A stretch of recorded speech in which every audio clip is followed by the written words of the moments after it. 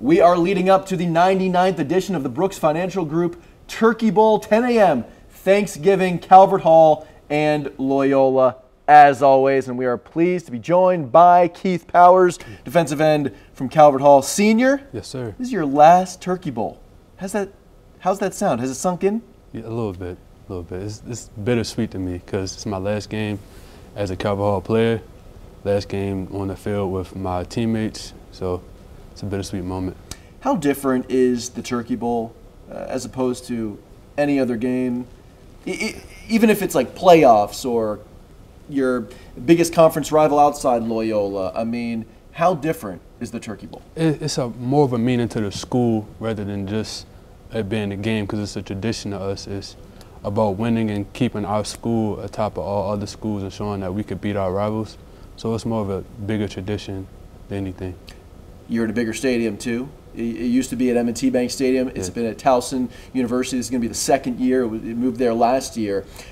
How different is the noise factor? I mean, you look up and both sides of the stands are packed. It's televised. Everybody's watching. How much does that factor into the game day atmosphere? It seems louder than you would expect, and we're closer to home in a sense because we're right down the street from Calvert Hall. So it's like all our friends and family there, they're all cheering us on. So it's like we gotta do good for them and stand up for them. So this season you guys are 10-1. Yes. Your defense is off the charts. Yes. Really good this season. You, as we can see at home, broke your wrist midway through the season, yes. right? But you haven't missed a game. No. Just wrap it up in a bunch of foam and you get on out there. How has it affected your play? I mean, has it hindered you at all? In the beginning, when it first happened, it did hinder me. I had to get used to it, but I've been playing through it, working through it, and trying to maintain so I could be there for my team and be there for the defensive line itself. So it was a challenge to play with it, but if it's something I have to deal with, I will continue to help my team.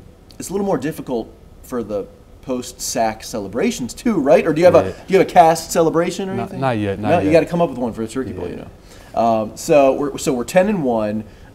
Let me ask you this: you guys are going to be playing Spalding, and then you have about a 4-day, 5-day break, however you want to break it down, between the game against Spalding and Loyola. Loyola's sitting there just waiting for you. They're going to have an extra week on you guys.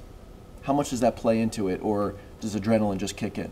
I don't think it plays much into it. I trust my teammates. We have great coaches. They always have us ready, always have us prepared no matter how much time we have. So I feel like we will be very prepared for them. We have to play with our hearts out. It's our last game, so I don't think it'd be much of a problem, even if it been 2 days. So final question, you guys 10-1, you're playing great ball. Loyola is playing the best football they've played in this season. They're 6-3, but they're on a 3-game win streak heading into the Turkey Bowl. What's going to take to come out with a victory? It'll be a 5th straight victory if you beat them this year in the Turkey Bowl. We have to play with our hearts out. We have to play for not just ourselves, but for the tradition, for the people, for the school, for the alumni, for the people that played on the field, that played in these jerseys.